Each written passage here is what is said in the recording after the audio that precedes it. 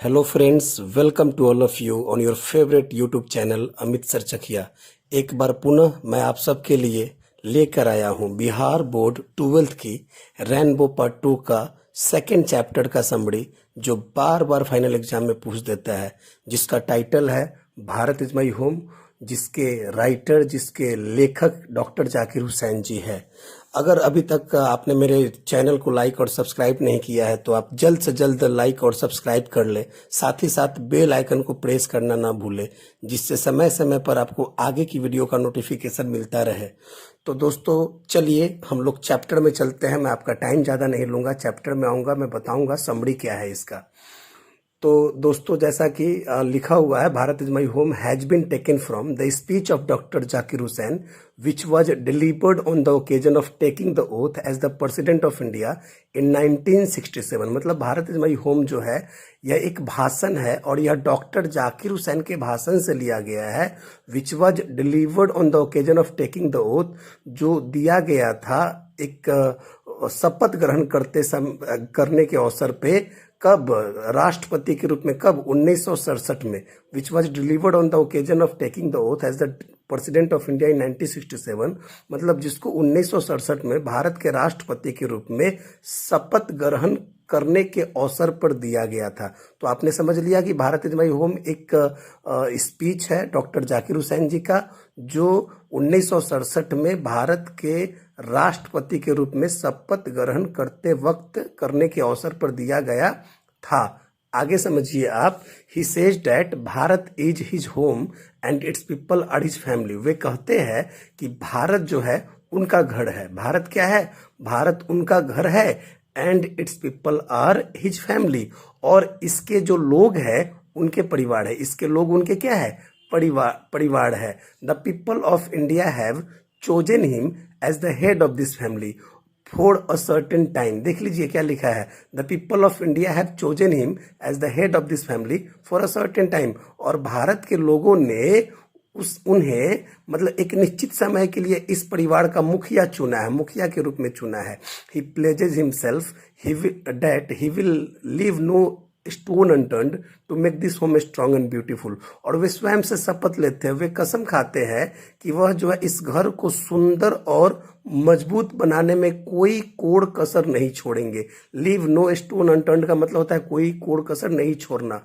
आगे है, doctor Zakir Hussain says that the past is not dead and static but it is alive and dynamic. बहुत ही बेहतर जो है कहा उन्होंने, बहुत ही सुंदर जो है उनका ये कथन है। Doctor Zakir Hussain says, doctor Zakir Hussain ji कहते हैं, क्या कहते हैं? That the past is not dead, कि जो हमारा इतिहास है, जो हमारा अतीत है, वह मरा नहीं है। एंड स्टैटिक, स्थिर नहीं है। But it is alive and dynamic, बल्कि यह जीवित है और डायनेमिक है। डायनेमिक का मतलब होता है भव्य, यह पहले से ज्यादा भव्य हो गया है। He means to say that Indian civilisation and culture is not dead. उनके कहने का अर्थ ये हुआ, उनके कहने का तात्पर्य ये हुआ कि भारतीय सभ्यता और संस्कृति जो है वह मरा नहीं है, इज नॉट डेड। ये अभी भी क्या है? मतलब जारी है, ये अभी भी जारी है।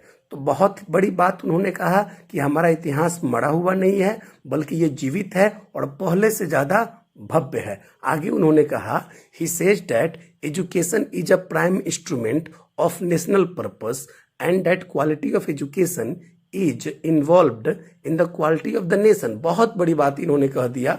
चैप्टर देखिए, चैप्टर का निचोड़ है, ये समरी है। उन्होंने कहा, ही सेज डैट, वे कहते हैं कि education is a prime instrument of national purpose. शिक्षा जो है वह राष्ट्रीय उद्देश्यों को पाने के लिए एक मुख्य औजार है। शिक्षा के बिना राष्ट्र के उद्देश्यों को पूरा नहीं किया जा सकता है।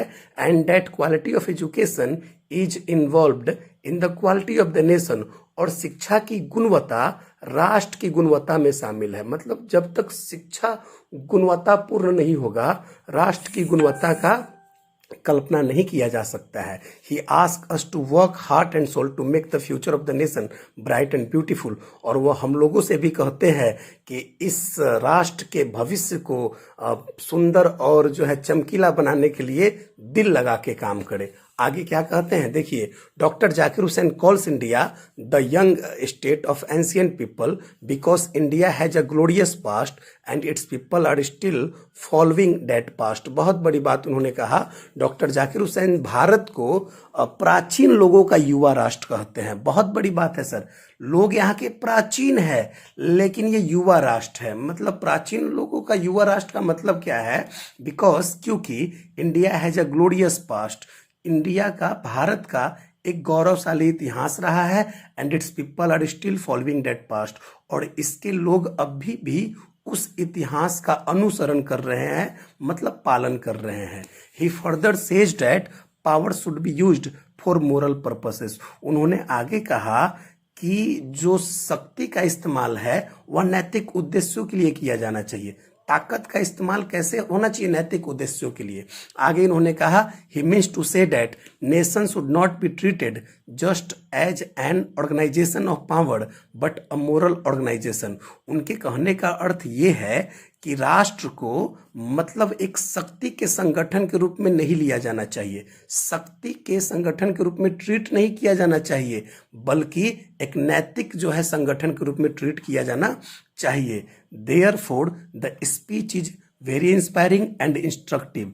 और इसीलिए यह जो भाषण है वह बहुत ही प्रेरणादायी है और इंस्ट्रक्टिव है। इंस्ट्रक्टिव का मतलब होता है जिससे हम कुछ सीखे, जिससे हमको कुछ दिशा निर्देश प्राप्त हो। तो इसीलिए यह भाषण जो है बहुत ही ज़्यादा मतलब प्रेरणादायी है और दिशा निर्देश देने वाली है। मतलब हम इस भाषण से बहुत कुछ सीख रहे हैं, हमें भारत के प्रति कैसा सोच रखना चाहिए। तो बहुत ही बेहतर समरी था ये। आशा करता हूँ आपको समझ में आया होगा। दोस्तों मैं आपको बता दूं कि आपने यह समरी जो है अमित सर से पढ़ा, और अमित सर जो है 12th का अंग्रेजी और हिंदी की संपूर्ण तैयारी अपने यूट्यूब चैनल के माध्यम से चला रहे हैं। अगर आपको और कोई सहयोग चाहिए तो आप जो है मेरे कॉन्टेक्ट नंबर पे मैंने दे दिया है, कॉन्टेक्ट नंबर पे जो है आप आइए और PDF नोट्स और मटेरियल भी आपको मिलेगा। इसके लिए कोई फीस नहीं है, ये सेवा है सभी के लिए। धन्यवाद।